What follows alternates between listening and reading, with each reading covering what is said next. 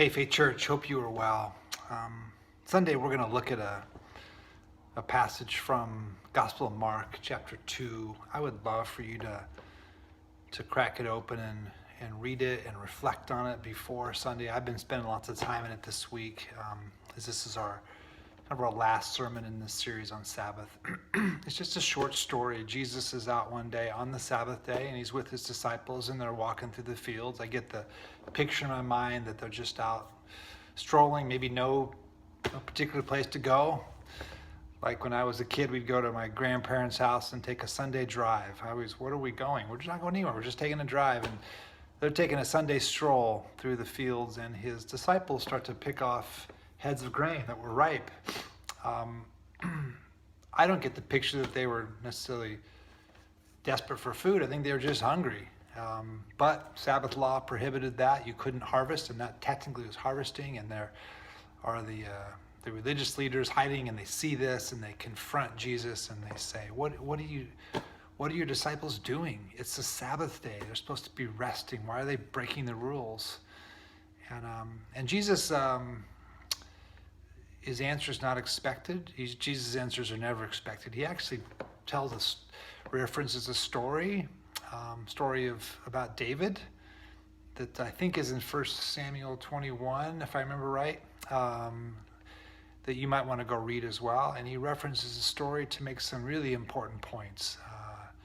In fact, some crucial points. It may seem confusing when you first look at the passage, but Jesus is saying something very clear, at least to these religious leaders. They would have not missed what he was saying to them. And then he makes a couple of famous statements. He says, "I'm the Lord of the Sabbath." And he says, the Sabbath was made for humankind. Humankind wasn't made for the Sabbath. I just love you to reflect on this. And I'm going to share some more insight Sunday, obviously. One of the things that struck me is this was a perfect opportunity for Jesus to overturn Sabbath, for him to say, you know what, that idea was an old-fashioned idea. We don't do that anymore. And he doesn't do that. In fact, he doesn't do that at all. He continued to honor the Sabbath, but reframed it in some very important ways, which we'll look at Sunday.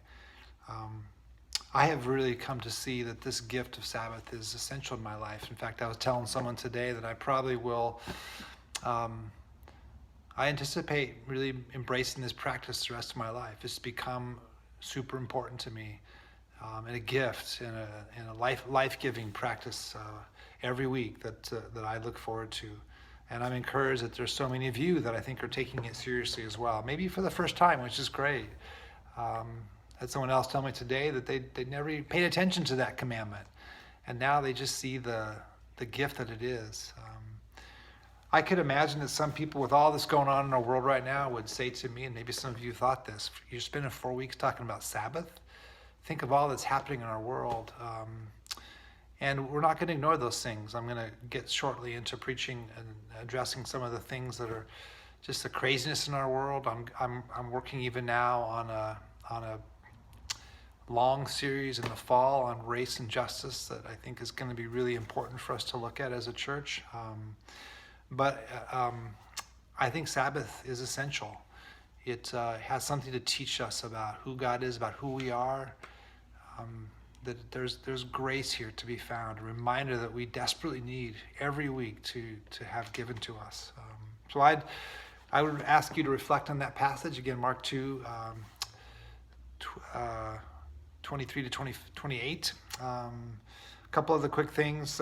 Today's scripture readings are Exodus 24. We're just going through the story of Moses and God's people being led to the promised land.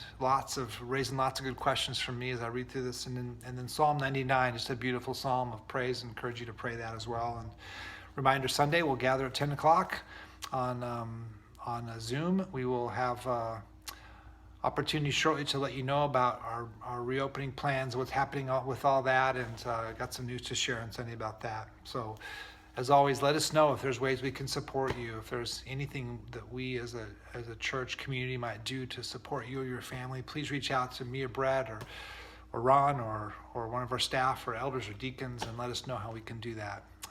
Wherever you are today, May you know the love of God your Father and the peace and grace of Christ his Son and the fellowship of the Spirit. Peace.